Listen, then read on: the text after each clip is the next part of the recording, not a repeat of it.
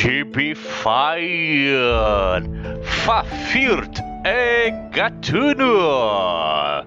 Nem preciso dizer que este programa é oferecido por Mitos Editora, que nos enviou este material gostosinho aqui, que é o Ônibus das Aventuras de Fafirt e Gatuno.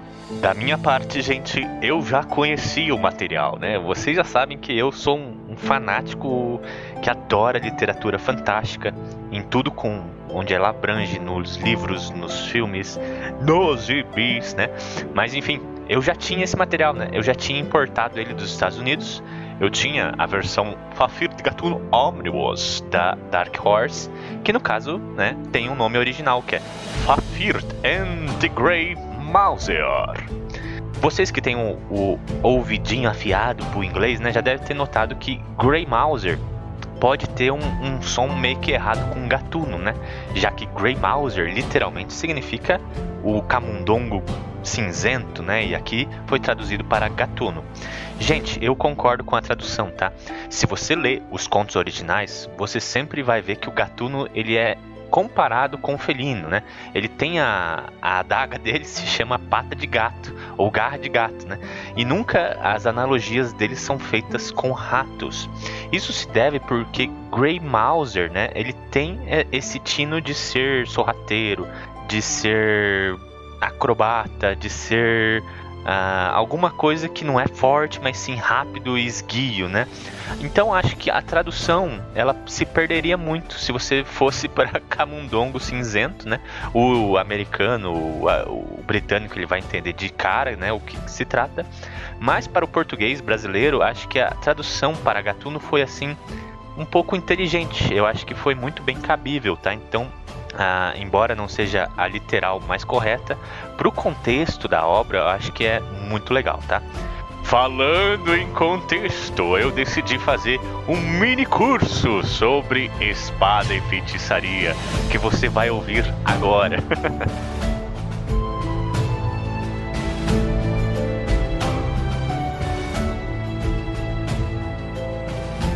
Eu já tinha comentado até nos stories do Instagram, né? Que eu acho que essa obra está sendo até um pouco falada, né? Pela importância que ela tem dentro da literatura fantástica. Eu acho que ela merece um pouquinho mais de respeito. Por isso que eu decidi fazer a Semana da Espada e Feitiçaria aqui no Gibify, começando por esse contexto da literatura fantástica. Vamos começar! Voltando nas antiguidades, lá a gente teria, nas antiguidades, lá antes de Cristo, né, teria as mitologias e as epopeias, né, teria a Ilíada, a Odisseia, né, onde a gente não vê muita diferença entre o conto fantástico e a história. Ilíada e Odisseia narram fatos que talvez possam ter acontecido com seus monarcas, com seus heróis, com a cidade de Troia, como foi a guerra de Troia, né? Então a literatura fantástica na antiguidade, ela se misturava um pouco com a história, né? Que a gente não consegue mais dizer qual que é qual. Isso já teria assunto já para um podcast inteiro, mas vamos seguir. Na Idade Média, né? Então ali entre o século V e o século XV, a gente vai ter o que a gente chama de círculo arturiano, né? Onde os escritores, os poetas vão tentar explicar as suas origens através da literatura fantástica. O círculo arturiano é, né, a Grã-Bretanha tentando explicar suas origens divinas, né? Os célticos tentando entender por que eles estão tão entranhados dentro do Império Romano, sendo que eles são célticos, né? Então tem tudo ali uma explicação fantástica de dragões e guerreiros para onde eles chegaram naquele momento, né? Então a literatura medieval que a gente gosta tanto hoje talvez tenha esse início no círculo arturiano, né, que a gente chama ali na Idade Média. O problema... Talvez muitos de vocês vão ser a primeira vez que vão ver esse tipo de coisa. O problema foi o Renascimento. Na escola a gente aprende que Renascimento, né, é assim a época das luzes, onde a razão vem e sobrepõe a fantasia, né, os mitos. Bom, para a literatura fantástica, talvez não tenha sido tão legal, né, porque ninguém queria mais ouvir sobre mitos e realidades fantásticas, sendo que a razão dominava. Até dá pra traçar um paralelo, né, com a sedução dos inocentes, né, da década de 50, que tentou podar muito, né, dos gibis de super-heróis, gibis fantásticos, né, para salvar a juventude. No século XV até o século XVI teve o Renascimento, né, que podou a literatura fantástica e relegou a literatura fantástica apenas para contos infantis, para as crianças, né? Então muito de hoje que se tem, né? Isso aqui é para criança. Isso aqui é muito infantil. Tem raízes 5 séculos atrás, minha gente, lá no Renascimento, né? A gente vê raízes disso ainda fruindo nos tempos de hoje. A coisa vai mudar um pouco ali depois no pré-romantismo, entre o século XVII e XVIII, né? Onde surgem narrativas fantásticas que conversam um pouco com os jovens, tipo a Viagens de Gulliver. Os adultos podem ler, eles podem se divertir, mas todo mundo ainda sabe que é um pouco relegado para o público infantil. Aí a coisa se torna um pouco mais brusca no século XIX com o romantismo, né? Entra Edgar Allan Poe, né? Tipo O Gato de Preto e outros contos que vão marcar os contos de horror com o fantástico, né? Então o horror se explica com o fantástico, então ela se torna um pouco mais adulta, né? Porque você precisa daquele gore. E também no final do século XIX a gente vai ter os expoentes da literatura fantástica, o que mudou tudo, que é uma moça chamada Mary Shelley que fez o Frankenstein, e também tem o Bram Stoker um pouco depois, que fez o Drácula, né? Que esses caras vão revolucionar. Eles trazem o fantástico para o grande público. O fantástico virou legal de novo, depois de quase 1000 anos relegados a contos infantis, né, passados pela oralidade. O fantástico realmente volta ao grande público, volta a ser best-seller com Frankenstein e Drácula.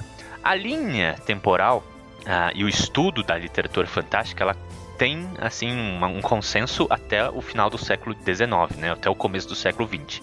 Ainda muito se discute, né, a linha de tempo dentro do século XX, porque começa a pipocar muita coisa de literatura fantástica no século XX, né? Até a linha temporal fica um pouco estranha de você definir, essa é a era de ouro, essa é a era de prata da literatura fantástica. Fica um pouco esparso, porque é muita gente produzindo em muitos cantos de formas diferentes. Porque o cinema tá se construindo, o livro tá bombando, a cultura pulp, né, que é as revistas pulp, né, estão surgindo e estão bombando também. E também tem uns primórdios ali de história em quadrinhos que já estão cutucando na literatura fantástica também.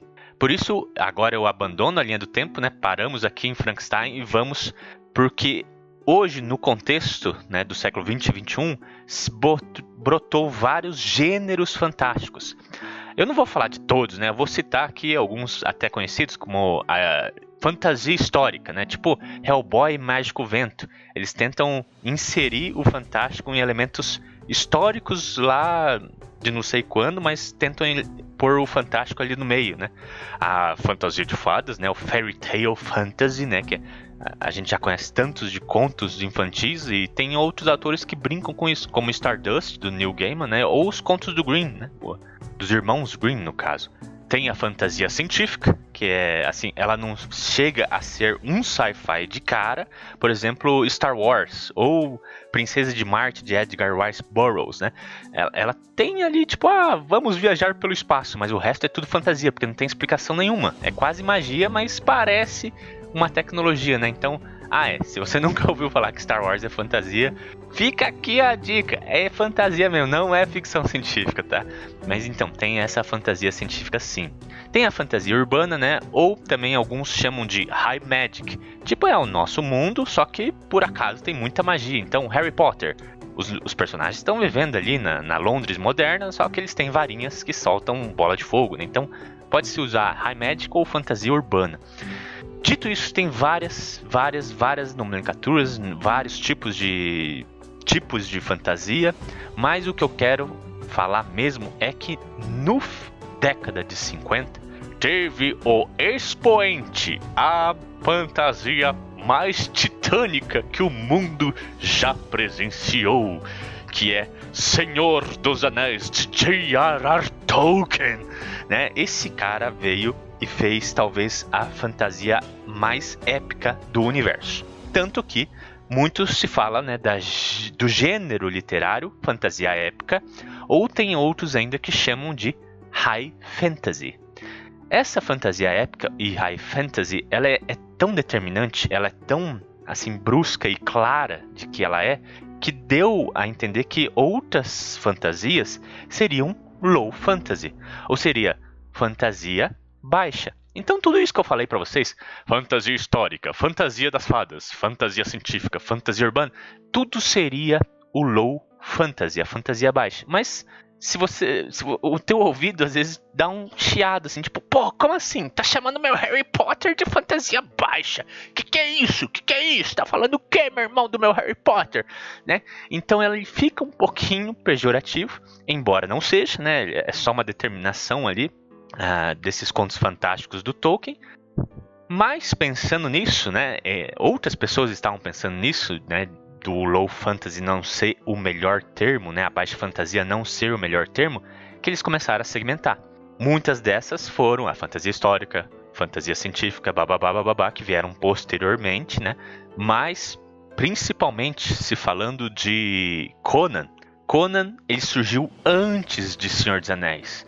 Então, como assim a fantasia alta era do Senhor dos Anéis, que veio depois, e o Conan, que veio anterior, né? Tipo, o original estava sendo relegado à fantasia baixa. Como assim, né?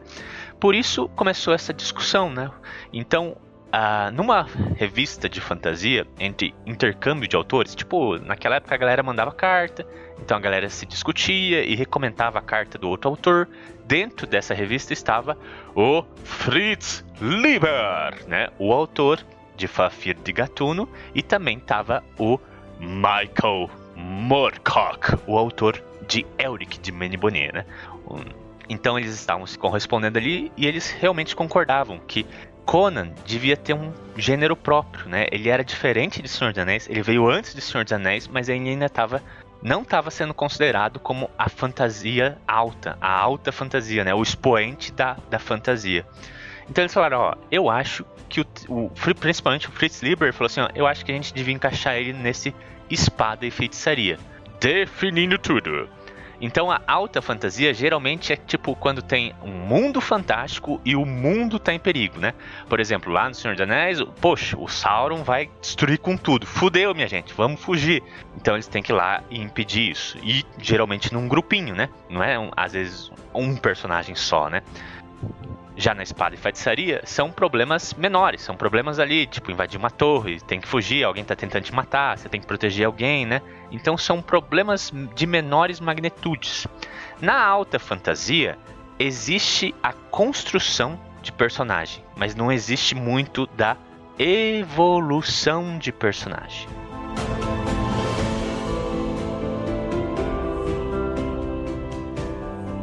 Vamos lá, qual que é a diferença entre a construção de personagem e a evolução do personagem, né?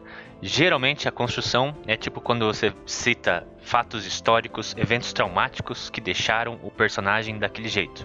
Então, né, citando principalmente aqui Senhor dos Anéis, o Legolas é da raça dos elfos e eles são eternos. E o Gimli, eles têm apreço por joias e são embaixo da caverna, né? Gostam de ficar embaixo das cavernas. E por isso eles são totalmente aversos às duas raças, né? Então elfos e anões são inimigos. Por isso que quando eles se encontram, eles ficam chamando, esse elfo aí, esse anão aí é um fedorento, né? Então isso é a construção dos dois personagens de elfos e anões, do Gimli e do Legolas. Evolução de personagem é tipo o enredo da história vai fazer o personagem rever tudo que ele passou. Tudo que ele passou e às vezes mudar ou ir mudando ao longo do tracejado da história dele, né? Por exemplo, todos os eventos de Senhor dos Anéis vão fazer que com o Gimli e o Legolas vejam que eles são assim austeros, são pessoas maravilhosas e eles viram amigos para sempre, são os melhores amigos, Legolas e Gimli, né? Então teve a evolução dos dois personagens, tá? Na épica fantasia, né, você já tem esses tropos já bem construídos e eles vão passar por várias dinâmicas para salvar o mundo, para salvar uma coisa grandiosa, né? Pode haver uma evolução de personagem, né, que nem o Legolas, o Gimli, né? Mas esse não é o centro da história. Isso fica um pouco relegado a uma coisa menor ali, né? A gente gosta de ver, a gente tá ali. Ela não é importante, tão importante para a história. Já nas outras fantasias, a evolução de personagem ela é intrinsecamente importante à relação da história. Por exemplo, Elric. Elric é o rei de Menibonê, que é um império sanguinário e muito escroto. Ele é albino, então ele é o mais fraco de todos e todo mundo olha para ele meio estranho. Aí ele tem que salvar a prima dele, que no caso é a esposa dele. Ele fala, pô, tem que salvar minha prima do meu primo, que meu primo quer assumir o trono desse império sanguinário. E nesse troço tudo ele tem que fazer o pacto com o demônio e tal. E fala, puta, agora eu acho que eu tenho que deixar o meu trono pro meu primo. Então ele tá meio que revertendo a construção de personagem dele, né? Ele tá falando assim, ó, vou jogar esse trono pra longe, porque assim eu vou ficar de bem com a minha índole, né? Que é diferente de todo mundo. Então ele tá se evoluindo, ele tá raciocinando em cima da construção dele para evoluir. E assim, esse é o mote central das primeiras histórias do Elric, né? Pra você ver a diferença de que na fantasia épica é muito mais importante a construção dos personagens para ver onde eles vão para salvar o mundo.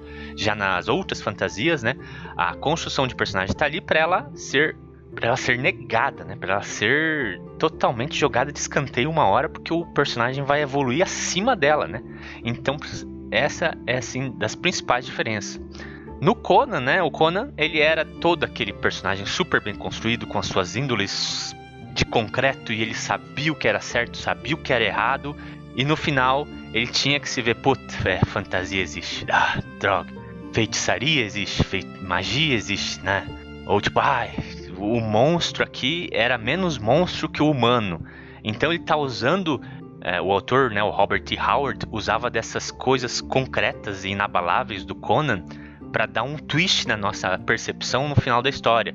Tipo, caramba, quem que era o monstro de verdade? Caramba, no final os bárbaros são mais civilizados que os bárbaros. Tem toda essa poética, né, da evolução do personagem em outras fantasias. Então, né, foi muito bem colocado pelo Fritz Leiber e Michael Moorcock que Conan devia ser o seu próprio gênero, o espada e feitiçaria. E também, né, o Michael Kirk daí fundou o seu próprio gênero, que era o Dark Fantasy, né, o fantasia sombria, que tinha uma outra relação, mas é mais com relação estética. E o outro dia a gente vai falar disso. Mas por enquanto, espada e feitiçaria. E é nisso, nisso que calca a obra de Fritz Leiber, né? O Fafhrd e Gatuno. Nossa, 20 minutos de podcast para chegar aqui. Mas vamos lá. Fafhrd e Gatuno, então ele vai ter esse elemento de espada e feitiçaria, porque os nossos dois componentes, nossos dois elementos, né? O Fafhrd, que é esse cara austero, ele é forte, como um Conan bárbaro, só que ele tá mais para raízes celtas, né? Porque ele é ruivo e tal, e tem uma linguagem poética, ele não é truculento, né? E ele tem um coração que até beira a ingenuidade. E tem o Gatuno, né? Que ele é esguio, ele é rápido, ele é baixinho, ele fala em poesia, ele declama poesia quando vai falar, ele faz os planos, né? Então ele é a mente da dupla. Ele é o sorrateiro, ele é o ladrão da dupla, e quando precisa de alguma coisa mais forte, mais poderosa, a gente tem o Fafhrd. E eles estão nesse mundo, né? Que eles vão fazer uma missão, vão ter uma parada ali, só que muito provavelmente vai ter um lance de feitiçaria barrando eles. Vai ter um lance de feitiçaria que vai imputar para eles alguma coisa que eles têm que fazer. Diferente do Conan, o Conan tinha que ir para terras além mar, né? Destruir demônios numa ilha, destruir um exército não sei aonde, os mercenários vão atacar a montanha não sei do que, por Kron, meu Deus. Fafhrd é confinado nos elementos urbanos, diferente de Conan. Conan tinha algumas missões ali de ladino, né, uma torre, alguma coisa, mas o centro urbano é total importante para as aventuras de Fafhrd e Gatuno. Não o nosso urbano, né? É um urbano construído pensando nas vielas das antiguidades gregas, misturado com as antiguidades egípcias e até fenícias. Então, é um mundo medieval, só que o fantástico está ali junto com o estranheza de culturas super diferentes, todo mundo junto, todo mundo misturado e todo mundo se dá bem, né? Então é assim um mundo muito plural, que é, no caso, o mundo até tem um nome, mas o importante mesmo são essas cidades, a cidade que eles estão ali se aventurando, que é Lankhmar. Lankhmar, né, é geralmente falado como, assim, as crônicas de Lankhmar, porque tudo se passa ali e tudo meio que tem a ver com os urbanos de Lankhmar. E esse virou até o nome mais popular quando você vai se referir às aventuras de Fafhrd e Gatunna. Foram muitos contos mesmo, onde o Fritz Leiber não só explorou esse elemento da espada e feitiçaria, mas ele trouxe alguns elementos do que a gente chama da fantasia sombria. Por exemplo, tem muitos elementos humanos. Geralmente, o Fafhrd e Gatunna estão atrás de uma rapariga. Eles estão a fim de ficar bêbado. Então, tem muito mais elementos humanos e, obviamente, as coisas vão ficar meio ambíguas. Será mesmo que o Fafhrd e Gatunna são boa gente? Porque eles vão roubar para gosto próprio. Não vai ter um final muito feliz. Às vezes, vai ter um final agridoce. Mas sempre, né? O espada e feitiçaria. Porque vai ter ênfase no combate físico, né, da espada, e com elementos mágicos e sobrenaturais, que é a feitiçaria. Além de ser muito importante para o gênero de espada e feitiçaria, é também muito importante para o D&D. Né? Nessa época, os RPG estavam sendo muito calcados nas aventuras de Fafhrd e Gatunna, porque, cara, não tem história no mundo de RPG que não começa numa taverna. E na taverna é total as crônicas de Lankhmar. Nem preciso dizer que essa sempre vai ter um elemento, né, de explorar o tema de amizade, da lealdade, vamos sobreviver junto, né? E sempre com esse humor meio britânico, que você não sabe se tem que rir ou se tem que rir de nervoso, porque vai ter as tragédias e vai ter um pouco de introspecção. As crônicas vão ter fim lá, quase perto ali dos anos 90. Eu acho que até anos 90 já, talvez 90, 91. Bom, por ali vai ter a última história, né, que é Knight and Knave of Swords, que realmente vai dar um fim para as crônicas de Lankhmar. Ela vai... Eu não vou falar muito, né, do fim, mas os personagens envelhecem, eles se questionam da mortalidade, do preço da glória que eles tiveram na juventude, né, e vão, né, regurgizar, né, os laços duradouros de amizade que eles tiveram. Vai ter ação, vai ter humor, tá? Mas ainda assim vai ter aquele agridoce, tipo, caralho, a gente envelheceu, hein? Será que valeu tudo a pena? Então, diferente de Conan, que nunca teve um final, eu acho que na Espada e Feitiçaria, as crônicas de Lankhmar são muito boas nesse sentido. Elas são despretensiosas, elas são aventuras separadas. Pode ter um elemento ou outro ali que se repete, que é bacana, né? O nerd agradece pelo fanservice, mas ela tem um fim, né? Então, tudo isso vai ter um impacto final, vai ter uma mensagem final. Isso é muito bacana, minha gente. É uma coisa que falta muito na literatura fantástica. Vide Game of Thrones, né? Que quando tem um fim a galera chia muito, né? Essa semana o George Martin deu uma patada na galera e tipo falou assim, ó, vocês são uns cachorros porque fica me pedindo pra fazer o final dessa porra e eu já perdi o interesse, nem vou terminar, foda-se vocês. Então o fim de uma jornada épica é assim importante, ela é impactante, né? E as crônicas de Lankhmar teve esse fim e assim, ao meu ver, um fim muito bom para toda essa saga épica. Mas beleza, acho que já cobri bastante do que se trata Fafhrd e Gatunna. E daí no próximo programa a gente vai começar a falar do que se trata essa publicação de Mitos. Obrigado, Mitos, eu não consegui ainda falar da sua publicação, mas eu prometo que no próximo programa a gente começa a falar de Fafhrd e Gatunna Omnibus Edition. Você vê lá. Alô.